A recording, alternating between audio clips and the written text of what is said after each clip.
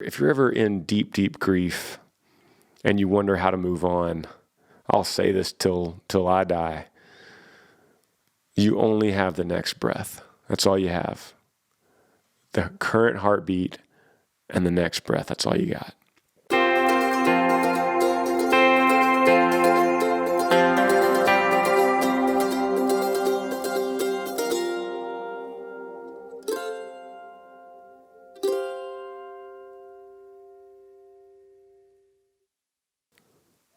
What's up, y'all? Welcome to the Granger Smith Podcast, episode 21. And technically, for the people watching on YouTube, for you, this is episode 2. There were 19 episodes on your normal podcast app, which is, you could find it on Apple Music. I'm not sure about Android. I can't answer that. I wish I could. But for everyone else, welcome to the podcast. This is going to be a good one. I have some cool stuff planned. I have a bunch of the questions that I'm continuing to answer for you guys, and it seems to be such a good way to put out a podcast once a week. And so I'm going to put these out, I've decided, every Monday. The reason I sound hesitant is because technically, at here currently, the time I'm recording this, I haven't released them yet. So I'm gonna record probably 3 or 4 and then release them, and then we'll get on a consistent basis and they will come out every single Monday.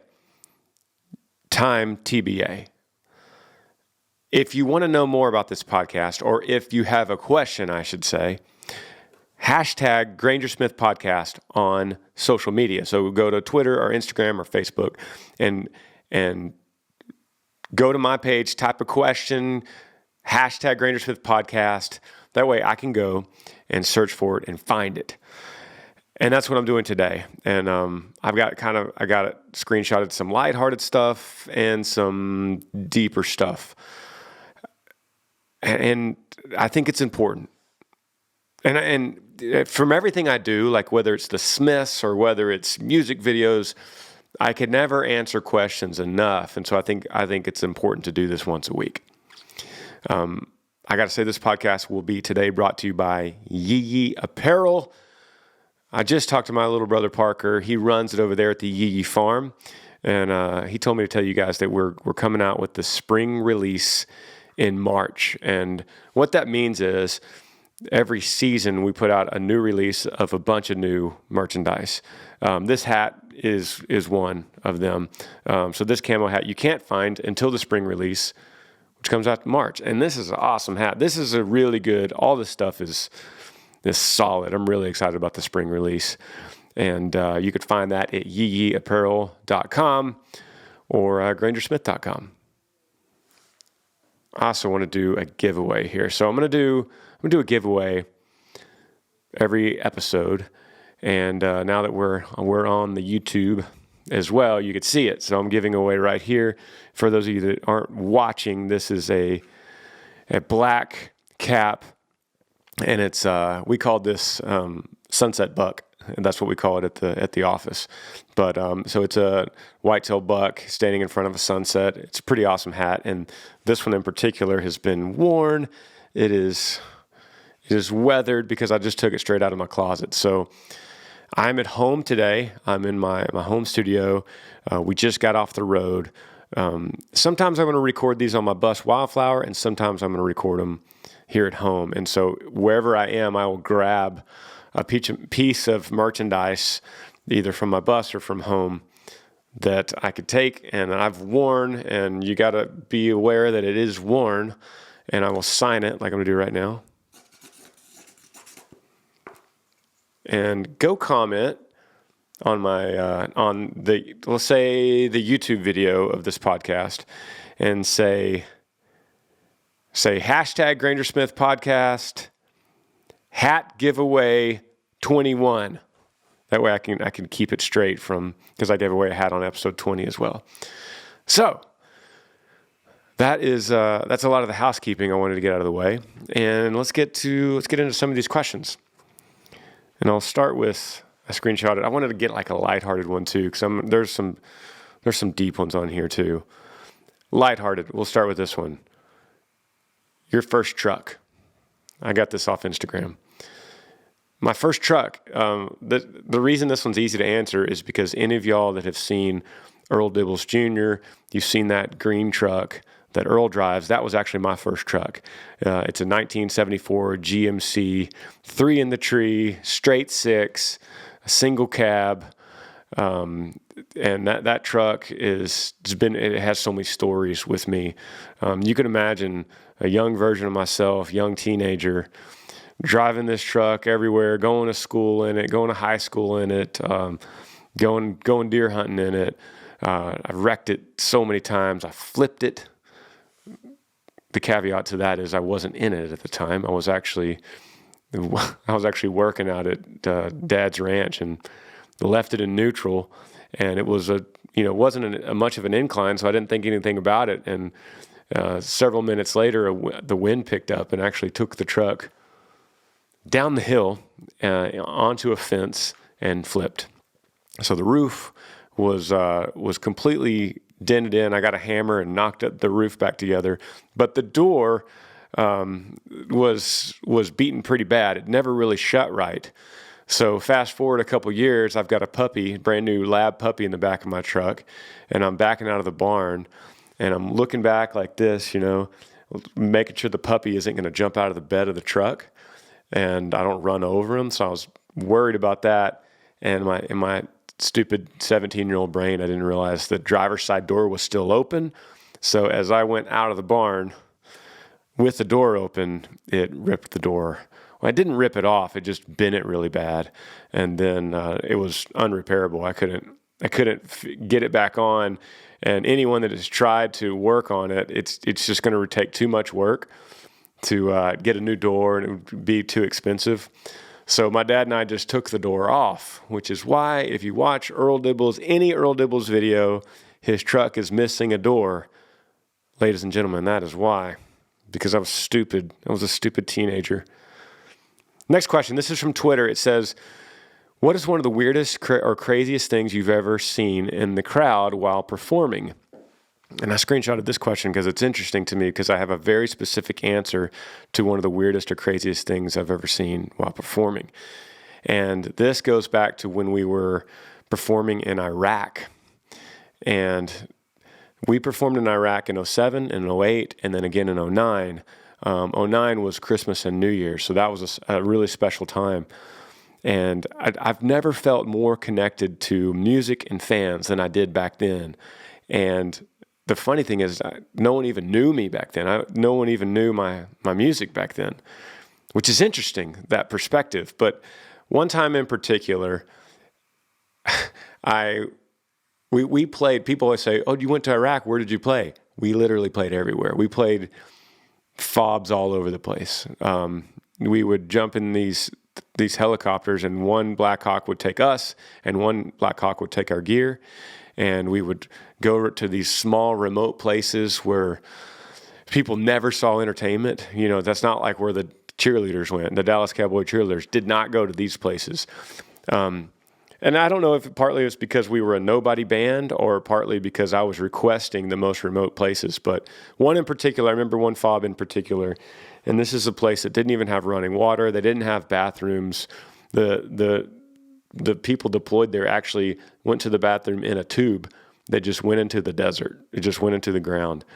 And lunch and dinner were like sandwiches, brought in from coolers.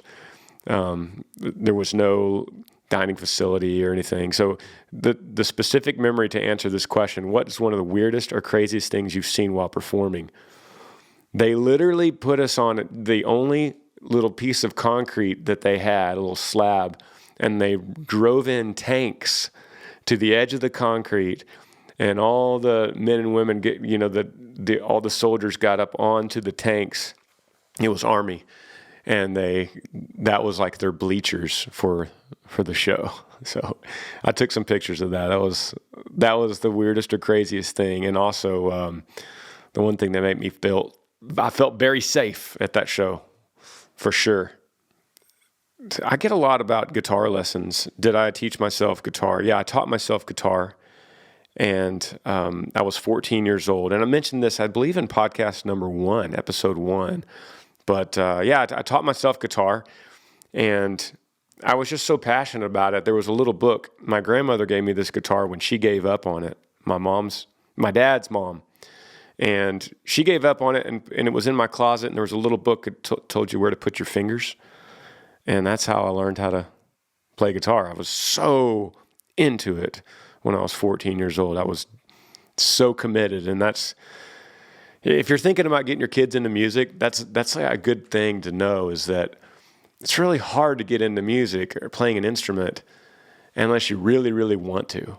You know what I mean? And isn't that similar with anything in life? It's hard if your heart's not in it. And my heart was in it. I wanted to learn so bad. A lot more about that on episode 1 of this podcast. I'm gonna get a little bit deeper. First, before I dive into some deep stuff, I want to talk about our tour dates, and you can find these at grangersmith.com/tour. March 5th, Dothan, Alabama. March 6th, Baton Rouge, Louisiana. March 13th, Huntington, New York. March 14th, Schenectady, New York. Man, this is like the second time I did this on the Smiths too. Schenectady. Sorry. God, I better learn how to pronounce that before I get there. March 15th, Lancaster, Pennsylvania. March 20th, Indianapolis, Indiana. March 21st, Medina, Ohio. The 26th of March, we're in Royal Oak, Michigan. 27th, Champaign, Illinois. 28th, West Peoria, Illinois. And that's March. If you didn't hear your name called, I promise we're going to be coming around. And if you go to grangersmith.com and don't see your tour date or something around you, we probably just haven't updated it yet, but we will be there. So that is a great segue into this next question. And this is off of Facebook. And it says, as an airline pilot, I struggle most weeks leaving home. I struggle most weeks with leaving home, leaving my significant other and wrapping my mind around the fact that it's time to go and make my living. It's what I signed up for, but it never gets easier. As a touring musician, what routine do you use to be able to walk out of your door in Georgetown with your head held high and with strength? I feel like it may be easier because you have the reward of a show each night and you have your buddies with you, bandmates, but I know that even shows can get stale, just like flying a jet or anything else in life. And then right under it, there's a comment that says, truckers are the same way, man. And hey, airline pilots, truckers, we mentioned men and women in the military. There's a lot of professions that just have to travel for a living. There's a lot of people at my record label have to travel to go meet radio stations, and they're gone all the time. So there's a lot of professions that travel, and it's a great question. And I want to try to answer it specifically to the way that you asked it. For instance, you said, wrapping your mind around the fact that it's time to go and make a living. It's what I signed up for, but it never gets easier. First of all, with so many emotions in life, with so many things in life, it's taken me a lot of years to realize that whatever I'm feeling at the time is okay. So, for instance, if you're leaving your house and you got to go fly, your jet, and you're trying to convince yourself that, okay, it's time to leave the family and go make a living to what I signed up for. Are you trying to convince yourself of that? Or is that what you're trying to mask the other feeling of that maybe you're a little sad leaving? So the truth is, it's okay to be frustrated. It's okay to be a little sad leaving. It's not that you're ungrateful of your job. Same with the guy that commented about being a trucker. It's not that you're ungrateful. Of course, you're grateful, and you're making a living. You got a good job. You got a paycheck coming in, and so it's natural to also, at the same time you're grateful, simultaneously sad that you're leaving your family, maybe a little regretful that you're leaving your family. So there's a couple ways I tackle this mentally. One, I try to be as present as possible when I am home. That means I try to shut work off. That means, I'm sitting here doing this podcast, which is work right now in my own house, but Amber's gone, and she had a haircut appointment, and then she's going to grab us lunch, and the kids are at school. So when Amber gets home with that lunch, and then a little bit later when the kids get home from school, I'm going to shut this work thing down, and I'm going to try to be as focused as I can on their lives and their stories. And that makes me feel a little bit better. So for guys like, the airline pilot and the trucker, you have to look at it that most people that work are going 9 to 5, and then they're getting home from work about 6, and then it's time for dinner, and then the kids are, taking baths or reading and going to bed, and then you might leave the next morning before they even wake up. So that's typical too. So no one has it easy, Anyone that's working for a living, no one has it perfect. Everyone's got to go unless you're just retired, you're for some reason home all the time. So no one's immune to this. So number 2, the second thing I try to do is remind myself that in every way, in everything I do, I'm setting an example for the family, setting an example for the kids. And so if they see Dad leaving, kissing them goodbye, and going to work knowing that I'm following my passion, I love what I do, I'm grateful that I have a job, I'm grateful that I'm working and paying the bills, and if I come home and I'm super present with them and maybe bring them a little piece of candy every once in a while and love on them, then I think that's a good example to teach them that life is worth pursuing. A career and something you love, happiness is worth pursuing. And that as the alternative of, I remember Dad, and he went to work before I got up, and then he got home and he was usually tired and mad at his boss, or, there's that scenario. So keep that in mind. You're doing good, buddy. The fact that you're even asking me this question means you're doing good. You're hanging in there. Sometimes I'm talking to Amber on the phone and I'm on tour, and she hears this. She laughs at me because I carry this daggum water bottle with me everywhere. So she recognizes that sound. Do you do devotionals like Amber? If so, what kind of devotional is your favorite?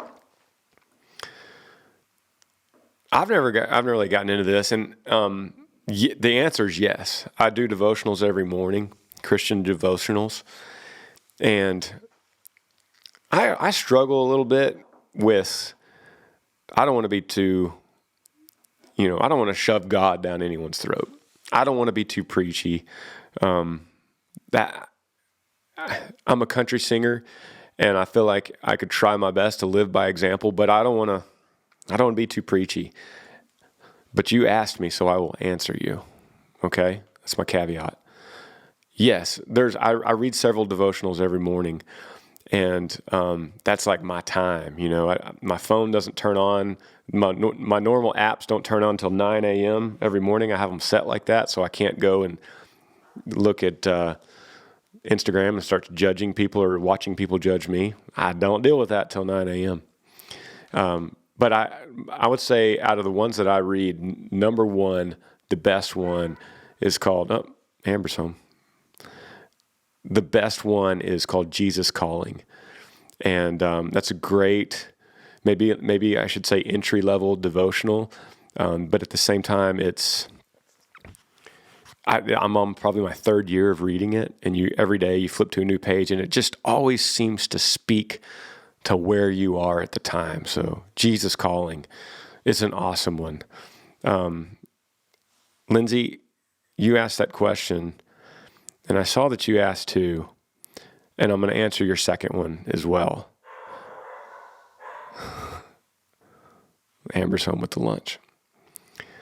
I want to get Okay, I'm going to get kind of deep with this one.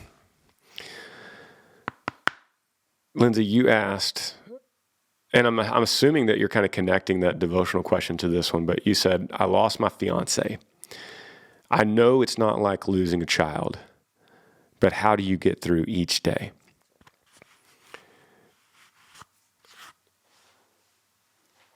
Hey, I don't know if I'm totally qualified to answer this question because I don't know what you've gone through.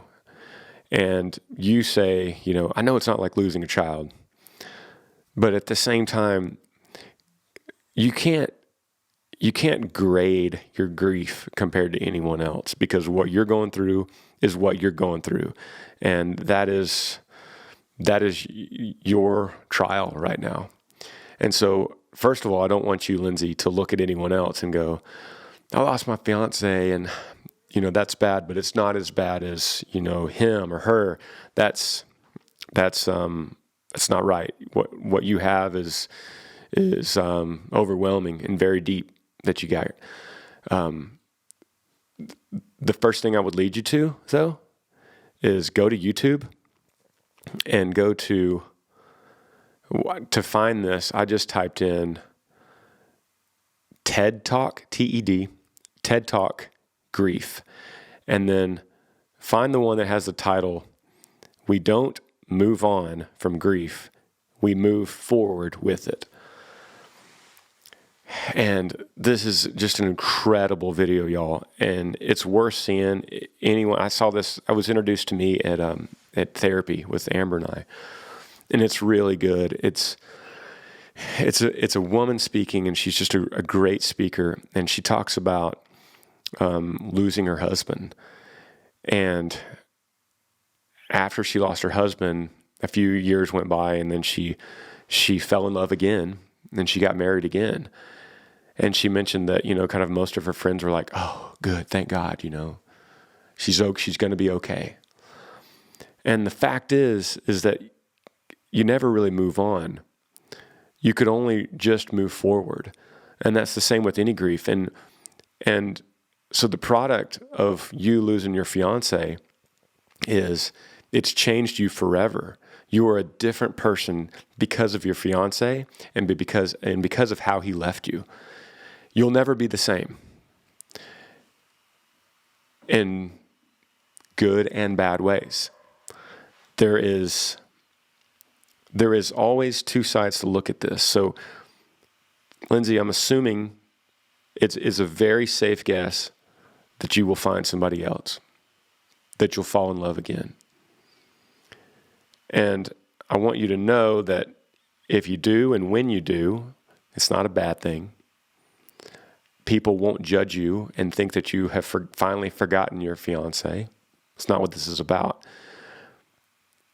It's about knowing that you will meet your next somebody because of who you are now from your fiance, and because of his life and because of his death.